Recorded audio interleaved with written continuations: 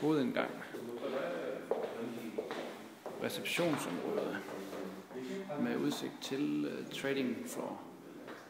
Den her partition skal tages væk ned til hjørnekontoret her bag ved døren.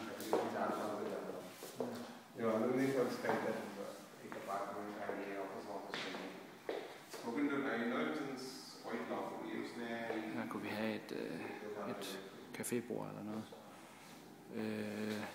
Den her glasvæg, den ryger væk sammen med den her glasvæg, så det bliver et stort rum.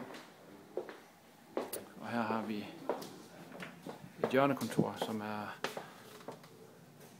lille i størrelse, men ganske anvendeligt. Igen, de her glasvæg, de forsvinder, så det bliver åbent her. Og her kommer trading floor, hvor der muligvis bliver en forlængelse af den her trævæg, så den skal afskærme fra receptionsområdet.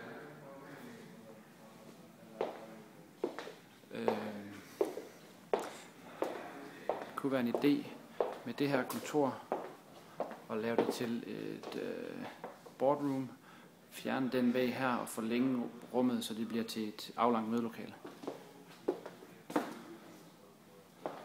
Den her væg skal fjernes. Her er en indgang, og boardroom kan forlænges ind i det her rum, hvor vi har behov for at lave en afslutning her inden AC'en, så der er adgang til storage room, som er her. Der er tilsvarende storage i den anden ende af lokalet, og her er indgang nummer 2. Vi har 2 badeværelser og 2 køkkener.